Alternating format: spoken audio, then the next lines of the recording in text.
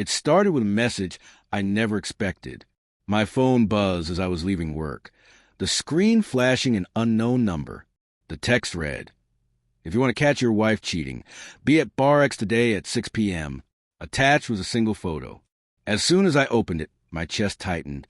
The image showed my wife, Madison, sitting far too close to a man I didn't recognize. Her hand was gently resting on his thigh, her smile wide and intimate. She was wearing the same coat she had on when she left home that morning. For a brief moment, my hands shook on the steering wheel. But only for a moment. Deep down, I'd suspected something for months. The coldness in bed, the sudden work dinners, the unexplained absences. Now I had confirmation. I didn't call her. I didn't yell. I didn't cry. Instead, I redirected my car toward Bar X. This wasn't the start of heartbreak. It was the beginning of something else entirely. Calculation. If they thought I would crumble, they were about to learn who they were dealing with. I arrived at the bar 10 minutes early. It was one of those dimly lit dives where secrets felt safe, sticky floors, old booze, cheap drinks. I picked a corner seat, partially hidden behind a pillar, and ordered a Coke. The bartender barely glanced my way after I left a generous tip. At 6:03, the door swung open. Madison entered wearing her favorite red blouse, the one designed to turn heads.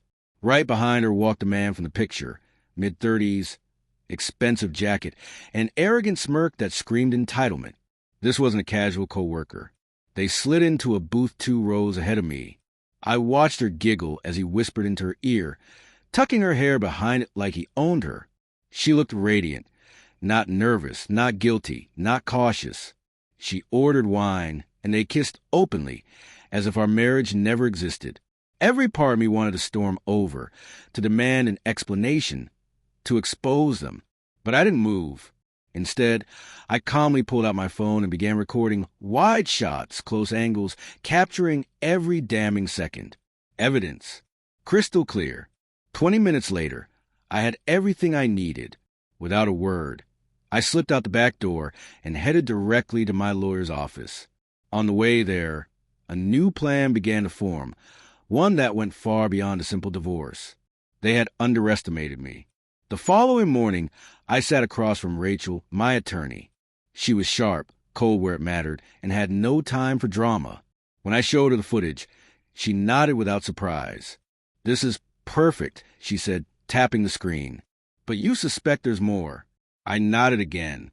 Madison was careful, too careful. For her to be this bold now, it meant this affair had deep roots. Rachel leaned back, her eyes narrowing. "We'll proceed quietly. Let her think she's still in control while we gather everything we need." That night, unable to sleep, I started digging. Emails, cloud backups, shared calendars, everything I had access to.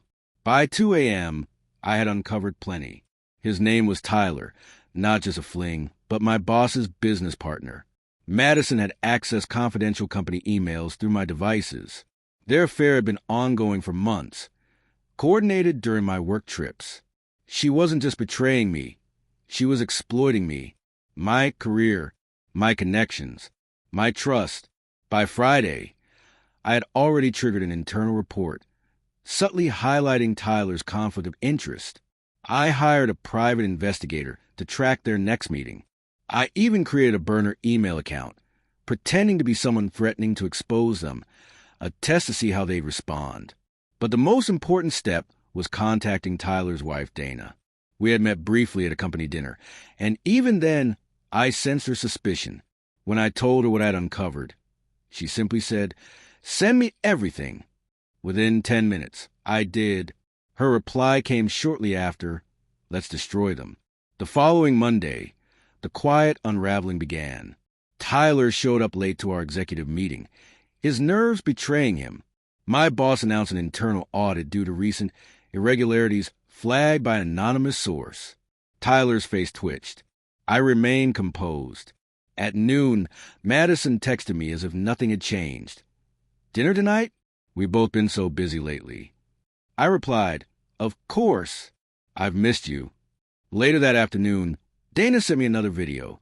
Tyler meeting Madison again at the same bar.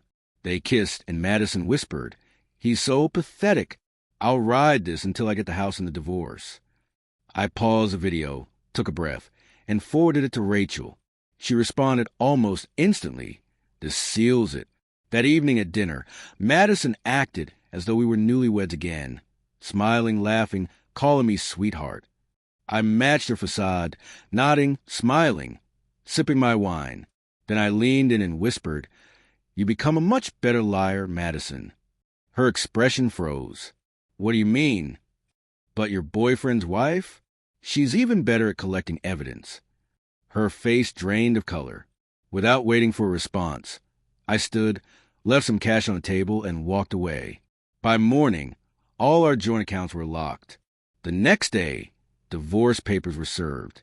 The attached documents included undeniable proof of her infidelity, full asset reclamation per our prenup, and a personal letter that ended with, "You made your choice.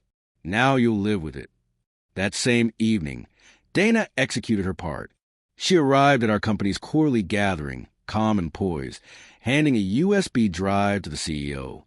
The contents? Videos, recordings, and records of Tyler and Madison's ongoing affair, all time-stamped, crystal clear. An hour later, Tyler was escorted out by security. The board voted unanimously to sever all ties with his firm. His career was over. From my car across the street, I sipped my coffee and watched the final piece fall into place. 2 days later, an unknown number left me a voicemail. Madison's voice was trembling. "You win. I messed everything up. Please, just talk to me. I have nowhere to go." I saved the message. I didn't respond. Hours later, Dana texted me. "He's begging me for a second chance. Cry like a child. Want me to send the video?" I replied, "No need. I already know his words are empty." Over the next week, Madison sent dozens of emails, all unanswered. She even showed up at my office once. My assistant handed her a printed note. "Please direct all future communication through my attorney. Have a good day." She never came back. Months passed. The divorce was finalized. The house sold at a profit. I bought a smaller home, quiet, peaceful, completely mine. Tyler's firm collapsed. Dana flourished, launching a nonprofit to support women manipulated by powerful partners. Madison moved away. Last I heard, couch surfing and starting over. Sometimes I listen to that first voicemail, not out of pain, but closure. My life is calm now, no lies, no games, no betrayal. They mocked me, thought I was weak. They never expected me to rise. But I did, quietly, methodically. And while they drown in the consequences of their choices, I walk forward, stronger, wiser, and free.